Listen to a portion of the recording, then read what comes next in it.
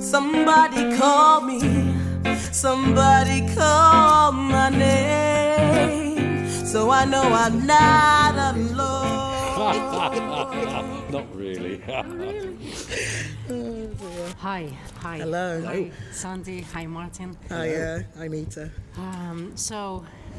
Sandy and Martin are the band called Sam, and they're active in Birmingham, right? So maybe you tell us instead of me talking. So can you, any of you, tell us a bit about the band and yourselves? We believe it was 1997 when we first got together and decided to do music together. And the name Sam, people have asked us where that has come from. It literally is Sandy and Martin. The set reflects blues, our love of blues, our love of jazz, our love of soul.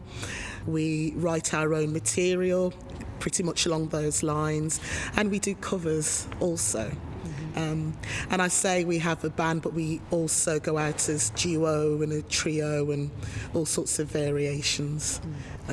When you say you have a band, then who is the band? I mean, besides the you two? Well, there's drummers. At the moment, we've got different guest drummers, right, who are friends and are good.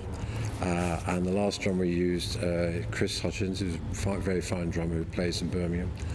And then our keyboard player is called Danny Kissack. He's a wonderful keyboard player, and he's got a background in soul and rock music. And then we've had a bass player recently join us a couple of years ago, 18 months ago, Shelley, and she's played with a few bands before, but she started a bit later, and she's very good. And so that's the bass and the drums and the keyboards, and that adds to our duo. But we have done quartet things. We did a quartet thing recently where it was the four-piece without the keyboard. So we can vary the different lineups, but the full band is a five-piece lineup. Are you both from Birmingham? Yes, we are both from Birmingham. Done pubs. We did Arts Fest a couple of times a few years back. We've done sort of village halls, a private party, village halls, yep. Maybe smaller to medium-sized venues, one might say, but pretty much in and around Birmingham. Yeah. We did play a lot at a venue which is literally just closed, the Tower of Song, run by a gentleman called Tom Martin, who's a musician himself, and it's a venue where it was run by musicians and for musicians, a little bit off the beaten track. But the idea of the venue was about promoting local music. He'd have other people as well, and names, so to speak. But it was very much about promoting local people doing, their own music and encouraging people. And we quite like that idea of having that variety, people starting out, people who've been doing it for a bit longer, and also the variety that comes along with that. And very like here, the inside of the venue is quite distinctive. It's got murals and pictures of other artists on the wall and things, but very sadly that's just closed. But who knows, maybe there'll be more places like that. And another venue we've just started playing is a place called the No Covers Club. Yeah, that's where we met. Yeah. Absolutely. Yeah. And that was literally our second time playing there for Manny Mackenzie, and we quite like that because it's a similar idea, and it's but of course Manny's club is very much about artists who create their own music and are performing their own music, and then there's sort of this general invite for if you will, creatives to associate with each other and speak to each other like we did, and network and link, and here we are, so it does work, doesn't it? Mm-hmm. You are a live band, right? Yes. You mostly play. Correct. Yeah. Yes. Yeah. So Yes. for you, this last 2 years, must have been not easy, obviously. No. How did you manage? How did you navigate this period? Well, you didn't play a lot. Occasionally when the regulations were eased, you might get a spot. Obviously, that's been difficult for live music. Yeah. But we just worked on material, and then more recently we've been recording an album. So that gave us something to concentrate on. We did do some recordings and we put things on Facebook, and we also did something for a friend's virtual birthday party. So we did little performances for that. One of the things that happened in 2020 was very unfortunately for me, I actually lost my voice completely lost my voice. So we had the issue of that we all know of COVID anyway. And I was spending the last 2 years getting my voice back. So that took a long time. It took a long time, yeah. But you know, I'm pretty much there now, I think. Wow, and I heard you sing, and Thank you. Well, she didn't Thank stop. you. She didn't stop singing, but this is something that she went through to build it back up. Yeah, so with a lot of help, you know, again, thank goodness for the NHS, but with a lot of help and, yes, work on my part and help from singing teachers and things, you know, I've been building my voice back. And I was able to build it back enough to then provide the vocals for the album that we're doing now, and I've been out singing again. You know, I'm back performing live and recording, as I've just said, and yes, and also performing with other people as well. So yeah, I'm pretty much there, but I'm a bit of a perfectionist, so I want to do a little bit more work as well. So yeah.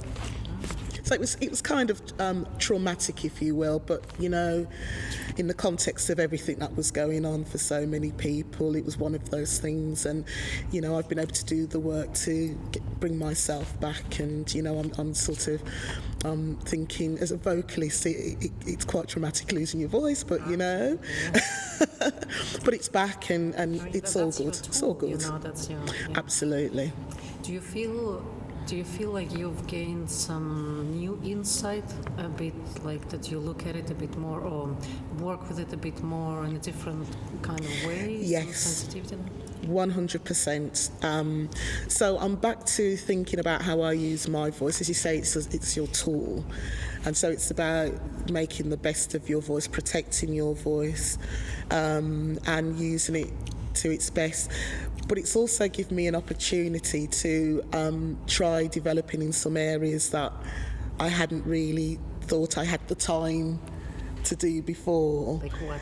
So, I don't know, just developing, for example, my range and, you know, things like this. So, and then applying it to how I sing normally. So it's been about getting my voice back, but also trying different things as well. So from that point of view, it's actually been quite an interesting period, actually. It really has. Yeah. How about you, Martin? I mean, everybody has ups and downs. I was rather real a few years ago, and I wasn't working at that point. I worked part-time, teaching guitar, and I just had this compulsion to start writing, and I couldn't stop writing. And Sandy and I write songs together, but there'd been a little period where we hadn't written a lot together, and it was an opportunity to get me focused. And I ended up writing an album's worth of songs, but they were all structured and all the rest of it, and I worked a great deal on the music and the arrangements, and I've sort of got a band head. I've done solo work, but I like bands best, and I've done it for a long time, and I had sounds in my head and arrangements in my head for what sort of pieces they were. And as Sandy said earlier, we're very diverse, and we've got two slogans which are the same slogans we had 20 years ago, which are mood exploration.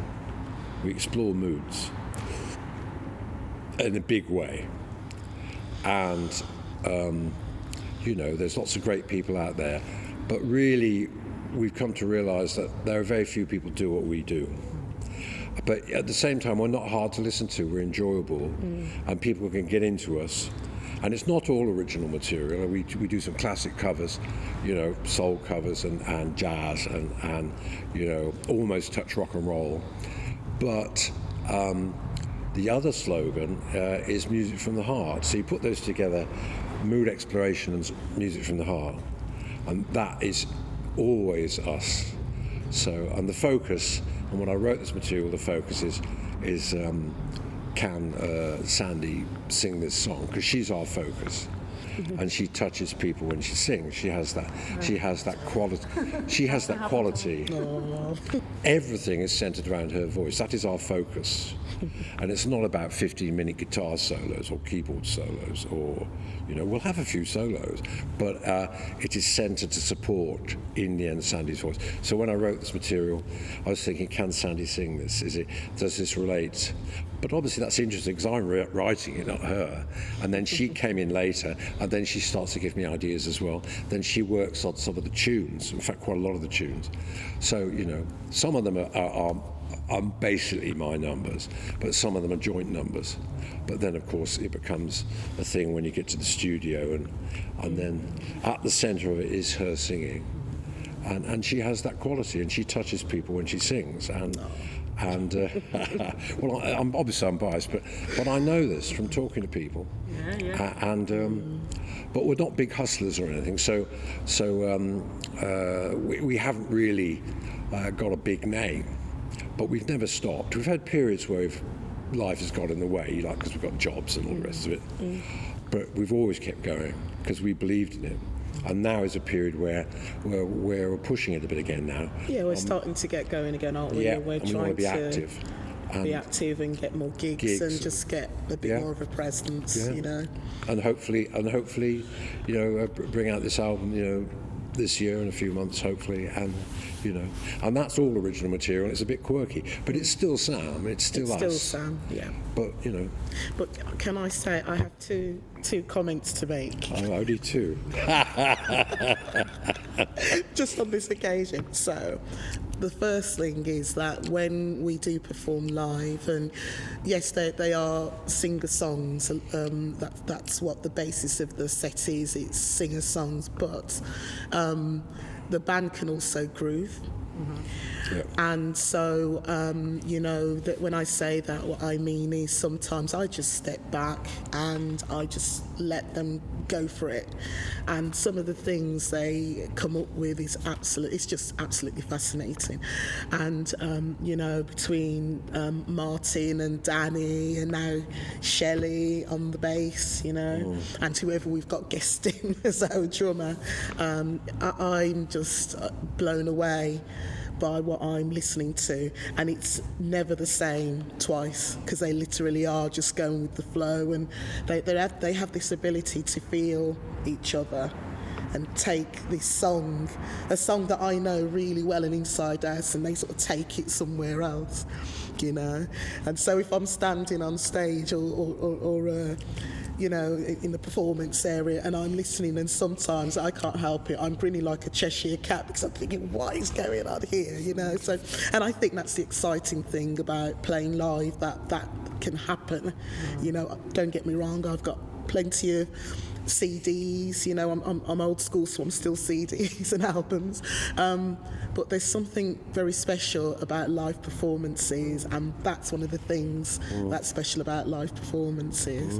And the other thing is, as you can imagine, you've got two singer-songwriters in a room, and Martin's being very generous, and he's written these songs and he says they're for me, but I will just say sometimes some of the sessions can get quite interesting. I'm sure. The discussions. Together for years. Absolutely.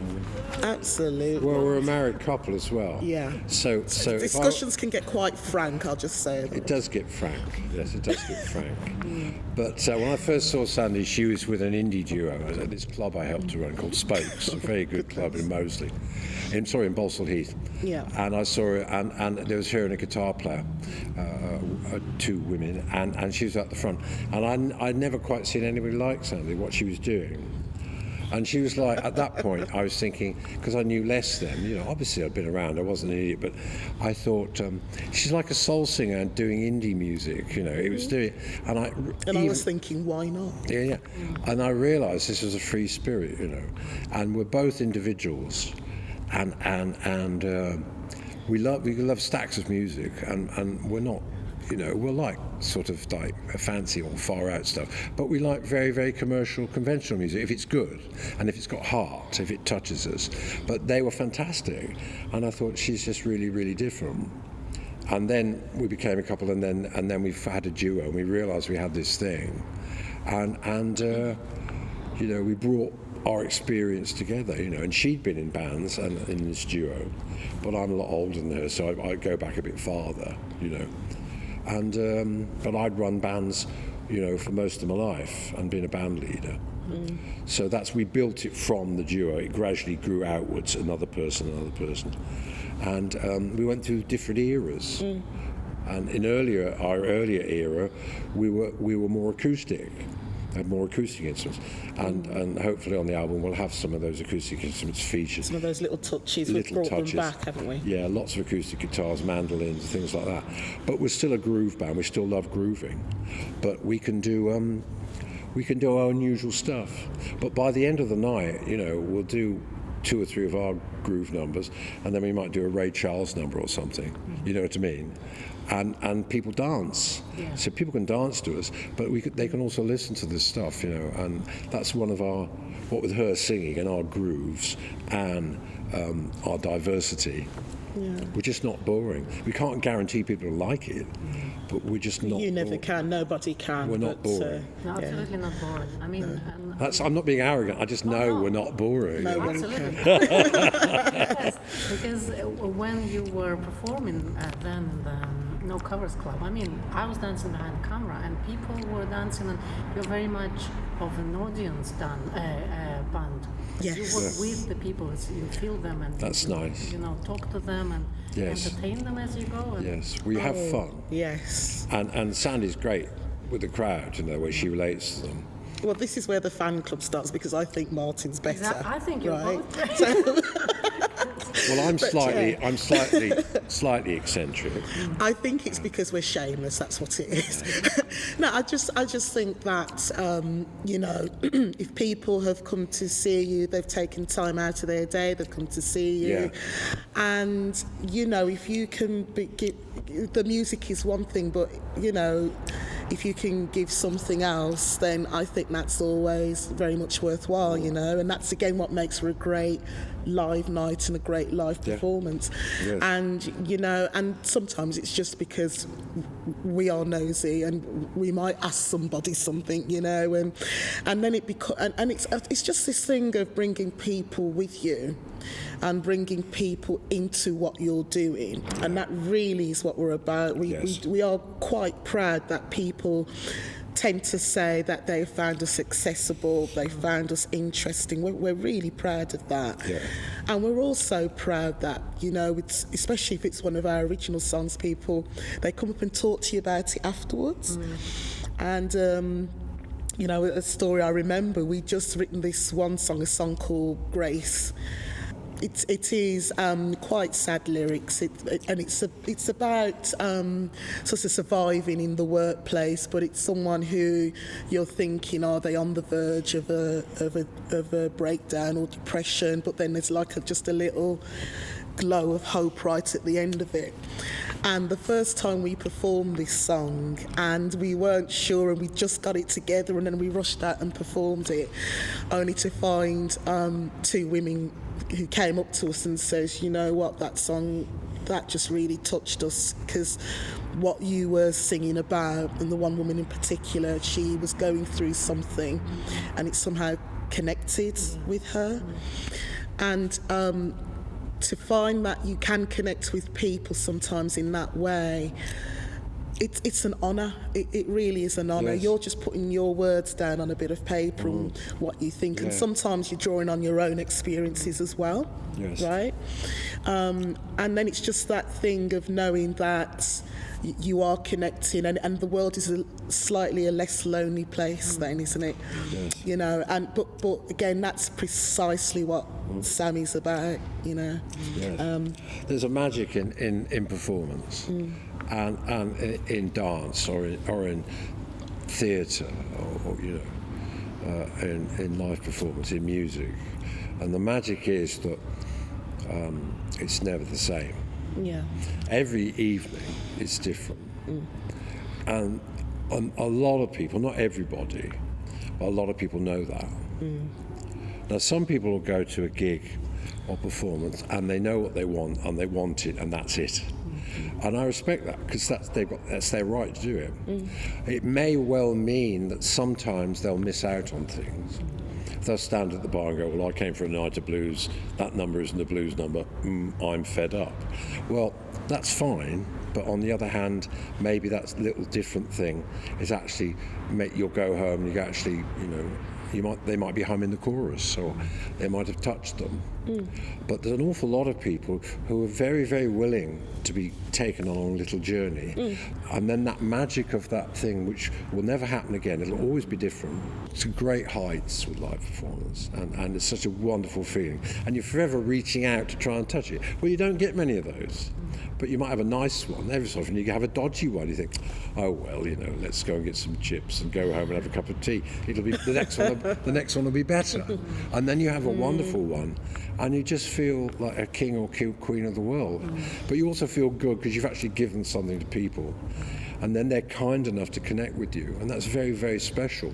And they've given something to you. It's They that give thing something where if it's a really good night and you can just float on it.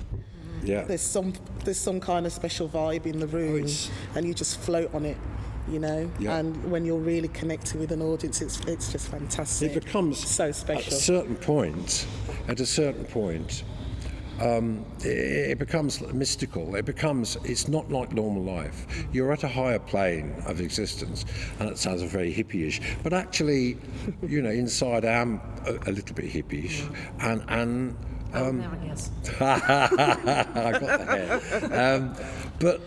But occasionally, we shouldn't be frightened of that. But at the same time, we're especially in this country, we're very reluctant to admit some things, And in some ways that's good because don't tend to be idiots. We tend to think about stuff a bit. But on the other hand, we can be too reticent. We can't just embrace things. Some countries, they're much better at that culturally, at doing that, and they just go, wow, yeah, that's great. And that's it, they do it.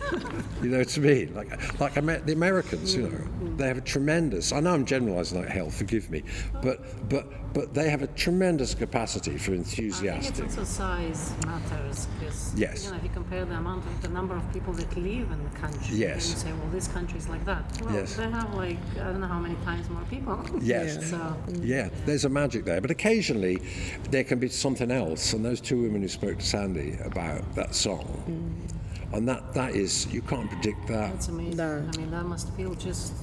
It's fantastic. Yeah. And they're precious, those moments are precious. And they don't happen all the time. They don't happen all the time. No. But the other interesting thing about live performances, you can go do it and think it was okay, but I'm not very happy with what I did, or people go, oh, it was okay, but we weren't great, were we? And then like half a dozen people come up and say, you were fantastic. And you go, what you mustn't do is go, you must be mad. You say, thank you, we appreciate that. And you go home and think, there were 6 people who thought we were fantastic, and the band go, you're joking. I went, yeah. You can't predict any of it. It's you're making something out of what can be chaos, and you're creating this thing. And it's a lot of work, but the reward sometimes is just truly special. Great, yeah. It is a lot of work, and I think that's the other side of it as well, music making. You do have to work at it.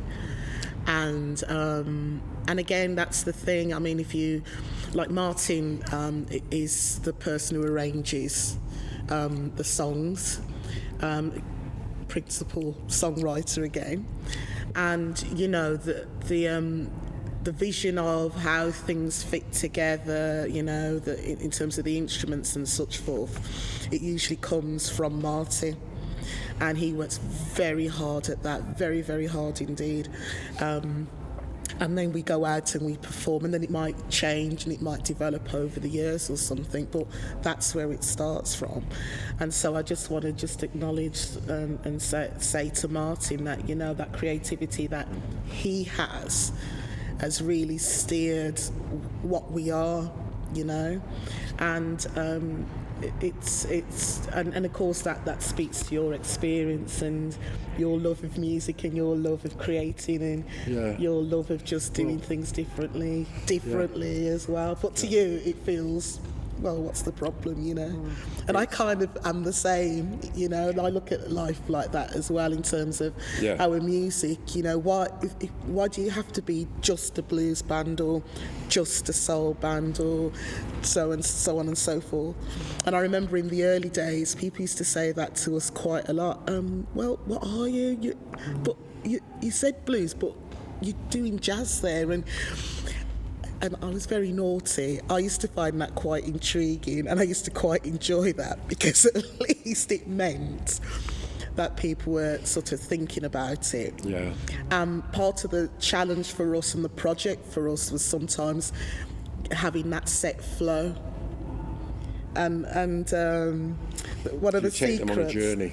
Exactly. And one of the secrets that bands may not talk about very much is that, you know, usually they structure the set, even if it's on the hoof, even if they're just doing it while they're performing, and then they think, oh, what shall we do next? And then they do something. They structure a set according to who they're performing to. Yes. Sandy's very good at this. She's better at this than me. I'm okay at writing sets, but she's very good at it. And she'll come in at certain key moments and say, look, I think this, or I'm not happy with that bit, or that's another one of our arguments, the set. Right. But Sandy will come into rehearsal and say, you know, this is great, but this bit isn't really working. And she's got a great ear. She's got a tremendous ear. I'll scramble around, have all sorts of stuff, you know, endless bits of paper and all the rest of it. We get together and we do things. And she'll have like 2 or 3 things, and it'll just make something live there, or you'll do that there, or, you know what I mean? And we work in totally different ways, so hopefully we're complementary. We do. We meet in the middle, and I think that's the thing. I mean, I do sort of try and see what we're doing from an audience perspective. You are right there, because when I come into rehearsals, or when I come to write a set, or when I'm performing, I do, and I see it as part of my job. Yes. So I'm the one at the front, and I'm sort of watching the audience and seeing, right, is this working, isn't this working? Yeah. And so I have been known occasionally to say, right, let's do this instead of this, for reasons such as that. Mid-performance, like change the set mid-performance. Obviously, and she's not very popular when she does it. You know, just to try and bring the mood up or down. So feel the audience, so basically connected with the audience. You know, I mean, sometimes usually the aim is just to play the set we've got, because hopefully the set will have travelled and we've thought about it. But on occasion I have been known to do that. But, you know, again, it's because I try and respect who's watching us, and I think, you know, we're here for you and we're performing for you, so that's the point of what we're doing here, you know, and that's how I think about it. And I think also for me, it's because it's very visual to me. So each of the songs are like painting a picture. They're like little pictures, or bits of art in their own right. And then they come together to create a bigger piece. And so I see it like that, and so I'm interested in the whole piece and how it all hangs together. It's a show, sort of thing. Like in a the show. Like here, you know, you've got lots of artwork that Stefan's done and other people, but it's a big space. Yes. But there's a lot of artwork here. You take the individual piece, and then you take the whole atmosphere of the thing, and it's a show. And it's very interesting in art, in fine art, and visual art, that they have shows. They call it a show. It's interesting, isn't it? Yeah. It's just occurred to me. I never thought of that before. And of course, musicians do shows, even if they're deadly serious and very straight, and a singer-songwriter with a guitar, you know, and he's very, very serious and everyone has to be quiet. They're still doing a show, but it's that sort of show. But Sandy has got a big background for a long time in playing in a big soul band, and she's done very big gigs, and, you know, hundreds and hundreds of people in huge venues, right, really big, you know. And she's reading this crowd, and she's working this crowd. And believe me, some of these are audiences who don't muck about. I'm not saying they're horrible, but they're not they're not being cerebral about it. They want to go there to dance to soul music, right? And she reaches out and she reaches them. So there's 6 blokes at the front who've had too much lager. No, they're fine. No, they're not nasty, but they're a bit, well, hey, you know. And she'll engage with them. She'll have a laugh with them.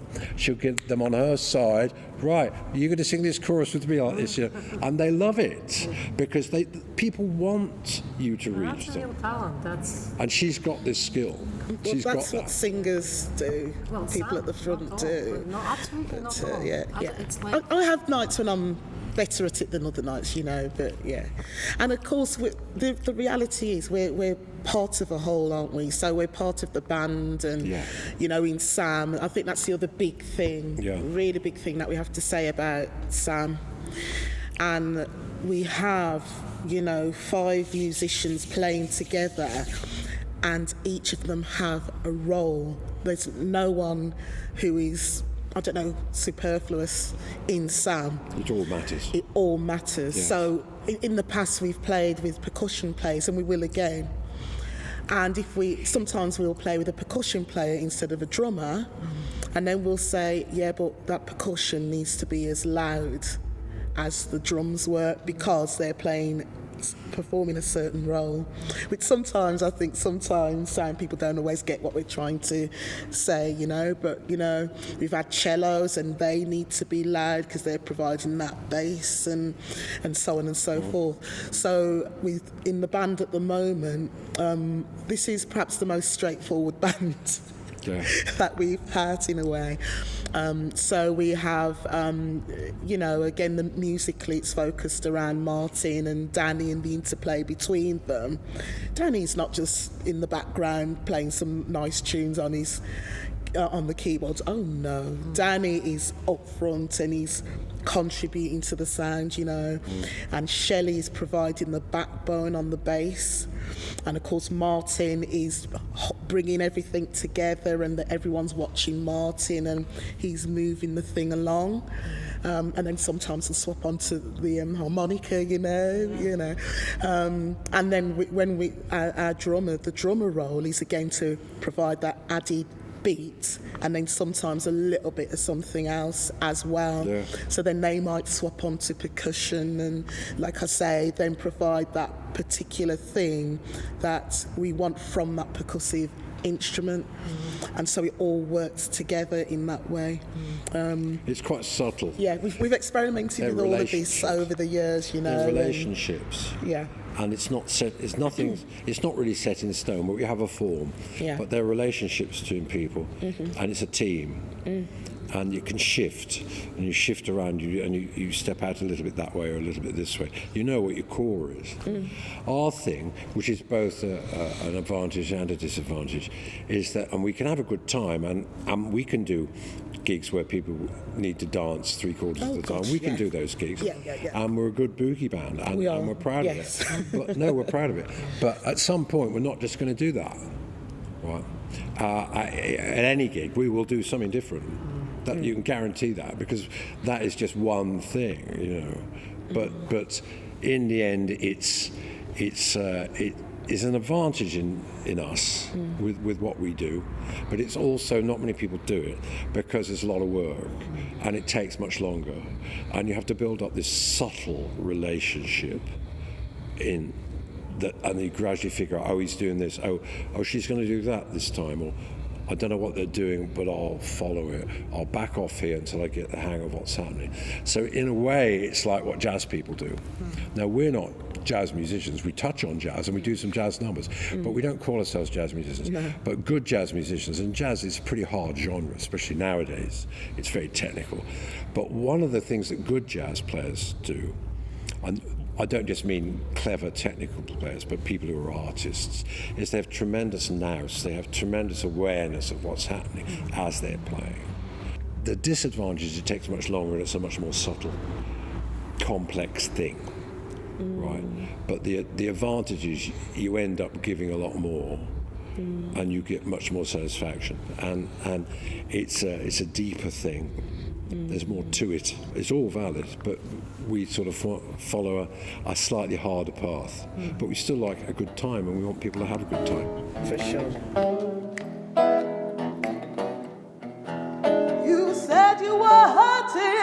almost lost your mind. 'Cause the girl you love hurts you all the time. When things go wrong, so wrong with you, it hurts me too. You love her more when you should love her less. Why walk behind her, take all her mess? When things go wrong, so wrong with you, it hurts me too.